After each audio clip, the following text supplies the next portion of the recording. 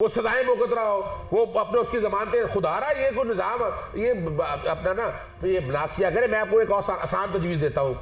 पाकिस्तान को इस वक्त जरूरत है, पाकिस्तान कर्जों में जकड़ा हुआ है और ये इलेक्शन सिलेक्शन की बजाय बड़ा आसान तरीका है, ऑक्शन कराएं, सीटों पे अरबों रुपए आएगा आपको। ये जो कैसे ये जो मैदान आपने सजाया हुआ है ना, ये जो मैदान आपने सजाया हुआ है, ये कोई लेवल प्लेइंग फील्ड है, ये कोई प्लेइंग फील्ड है। उसकी बजाय इतना पैसा जो आवाम का इसका जिम्मेदार कौन है भाई?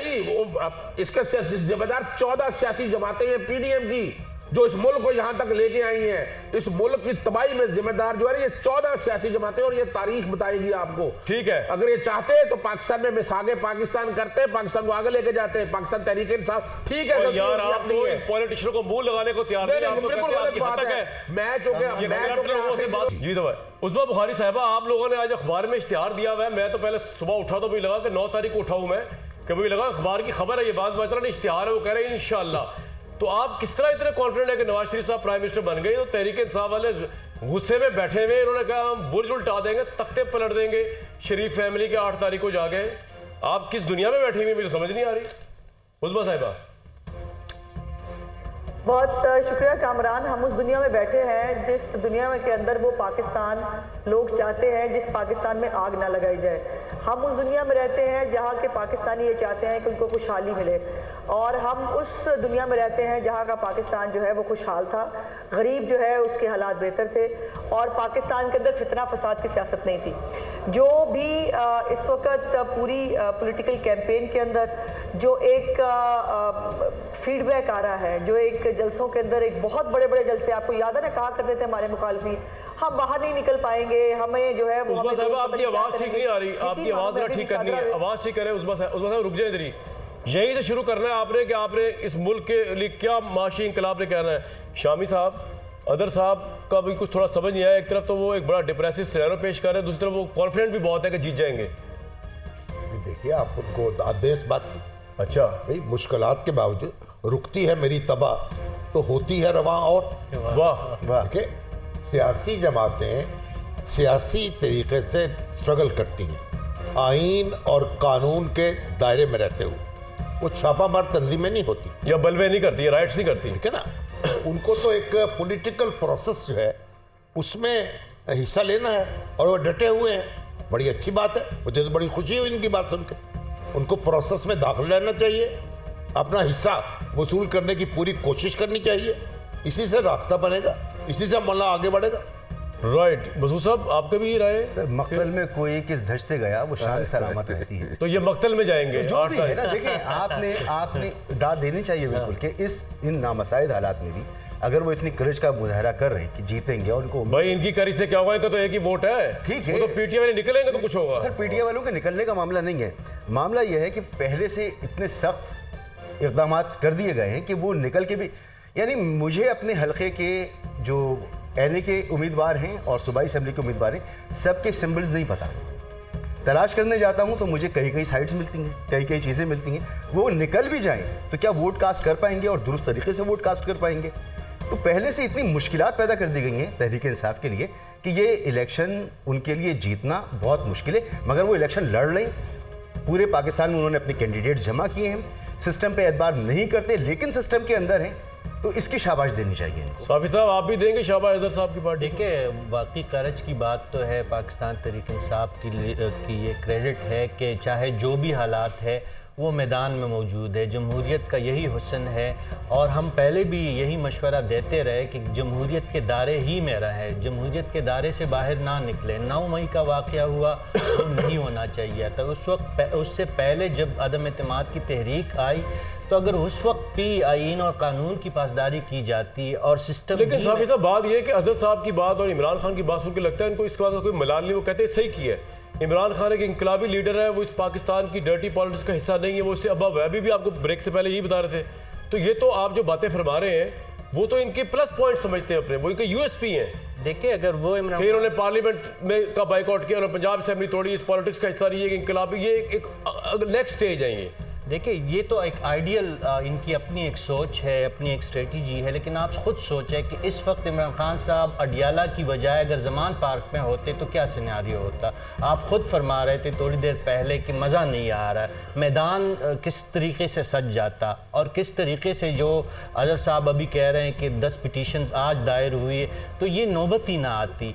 गलतियाँ तो हुई है, ऐसा नहीं है कि बाकी सियासी जमातें बिल्कुल ख़ता और गुनाहों से पाक है, लेकिन अगर जब आप रेजिड है, आपने सियासत में और पाकिस्तान में रहते हुए सियासत करनी है और उसके बावजूद आपने बात किसी से नहीं करनी। आज जब जेल से इन्हीं जैसे वकला के ज़रिए जो मैसेजें निकलती है, पता नहीं वो झूठ है या सच है, लेकिन जो मीडिया में रिपोर्ट हुआ है, जो अखबार में आया है, आप किसकी तरफ इशारा कर रहे हैं, कौन से मैसेज? यही रिकन्सिलिएशन और बात करने की वो जो तो बात फौज की से जा है ना रही है। यार, पॉलिटिशियन थोड़ी है सर, तो फौज ही ने तो बात बनानी है। अगर फौज से आपने बात बिगाड़ी है तो वहीं से आपने आगाज़ करना है, वहीं से आपने अपना रास्ता निकालना है, उसके बाद आवाम के पास आपने जाना है। अगर आपने एक लंबा रूट हो गया स्टेट के साथ आपने शॉर्टकट बता रहे हैं ये। अच्छा, आप नहीं चाहते, आप ये नहीं करना नहीं, चाहते? मैं ये नहीं कह रहा, हम कब कह रहे हैं हमारी किसी फौज से लड़ाई नहीं है। 9 मई का वाकया आप लोग कहते हैं कि हमने नहीं किया, अभी तक कोई एविडेंस सामने बताए, किसी कोर्ट से आगे बताए, किसी कोर्ट ने डिक्लेयर कर दिया हमें, तो ये खुदारा ये बातें सारी। देखिए, अपना दिन को ख्वाब देखने में हर्ज कोई नहीं है, वो मैं भी देखता हूँ, आप भी देखते हैं। सवाल तो है कि क्या उन ख्वाबों की ताबीर होगी है? ख्वाब देखिए इन सब ने। देखिए, खाना में भी यही बात हो रही थी कि किसी कोर्ट ने डिक्लेयर नहीं किया था, वो करवा दिया। मैं आज एक आपके प्रोग्राम में चैलेंज कर रहा हूँ, ये चारों की चारों कन्विक्शन जितनी अब तक हुई है ये नहीं रह रही। तो 5वें आप करवा रहे हैं, 5वें उनको पांचवा भी नहीं होता। मैंने सिर्फ इतना बता दूं तो देखिए, बात बड़ी वाज़ेह है। तोशा खाना से साइफर से फिर तोशा, अजहर सिद्दीक है जिसने 1990 से अब तक के रिकॉर्ड सारा निकलवाया है। बताएं, कोई और सियासतदान नहीं है क्या? गाड़ियां नहीं खरीदी इन्होंने, गाड़ियां नहीं। बात तो बताएं, अभी तो शिकंजे में आप आए हुए ना, उनको छोड़े बाकियों को। कोई बात नहीं, एक बात तो बताएं मेरे भाई, बात ये है कि आपके आज़ाद मेंबर हैं, पार्टी आपकी है कोई नहीं, इमरान खान जेल के अंदर है, कैंपेन वो कर नहीं पा रहे, इसमें आप बड़े खुश, इतने आप खुश नजर आए कि मैं तो हैरान हूँ आपकी खुशी देख के। उस पे सोने पे सुहागा अगर आपके आज़ाद मेंबर जीत भी जाए, इसकी क्या गारंटी है कि वो पावर पॉलिटिक्स के पीछे उस पार्टी को ज्वाइन नहीं करेंगे जो पावर में होगी और वो खड़े रहेंगे?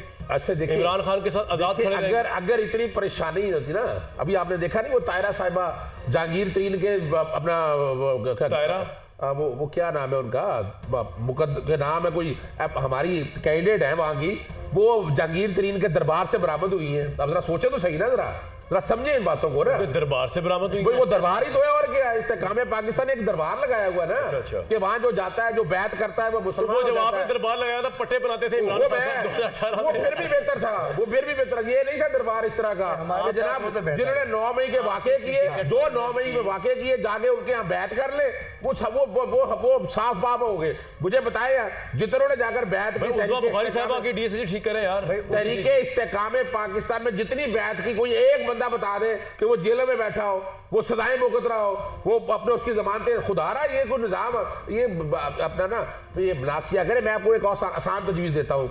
पाकिस्तान को इस वक्त जरूरत है, पाकिस्तान कर्जों में जकड़ा हुआ है, और ये इलेक्शन की बजाय बड़ा आसान तरीका है, ऑक्शन कराएं, सीटों पे अरबों रुपए आएगा आपको। ये जो कैसे ये जो मैदान आपने सजाया हुआ है ना, ये जो मैदान आपने सजाया हुआ है, ये कोई लेवल प्लेइंग फील्ड है, ये कोई प्लेइंग फील्ड है। उसकी बजाय इतना पैसा जो आवाम का, इसका जिम्मेदार कौन है भाई?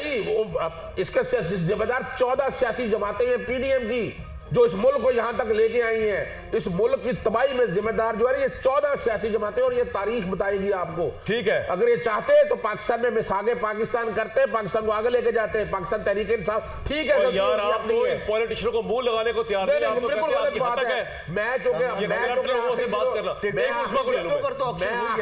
टिकटों पर तो ऑक्शन हुआ है, मैं तो आखिरी दिनों में वज़ीर-ए-आज़म हाउस में था, बेचिंग है ना, मैं तो आखिरी दिनों में वज़ीर-ए-आज़म हाउस में था, वज़ीर-ए-आज़म हाउस में था मैं आखिरी दिनों में, और मैंने सारा कुछ देखा। कौन सी बातें, यानी क्या है कि इमरान खान ने सीधे मुंह बात नहीं की तो बैठना नहीं है। वो भाई अगर इलेक्शन, चलो यार, सीधे मुंह तो इखलाक है, अल्लाह ताला ने, ये कोई बात नहीं है कि आप तो वैसी बात कर लेनी चाहिए यार, यानी मुल्क की मफाद में। अजहर भाई मेरी बात सुने, सीधे मुंह तो वैसी बात कर लेनी चाहिए। अल्लाह ताला ने कहा है, बात सुने, अल्लाह की आयत तो सुने, मुल्क को कौम की खिदमत करनी है, उसके लिए मुंह सीधा चाहिए, टेढ़ा चाहिए। मुझे ये इखलाक नहीं, उसका कुछ नहीं, मैं तो ये कह रहा हूं आपको, मैं तो सीधी सी बात कह रहा हूं, उसमें ऐसी क्या परेशानी। बुखारी साहिबा, बात ये है कि कहने का मतलब ये, अजहर साहब की बात में इतना वजन तो है, वो ये कह रहे हैं कि जो कल आपके साथ किया तहरीक इंसाफ ने मिलके, अगरचे वो मान नहीं रहे पछतावा उनको, लेकिन वो कह रहे हैं आज उनके साथ वही हो रहा है, तो आज जो आप कर रही हैं कल आपके साथ भी वही होगा।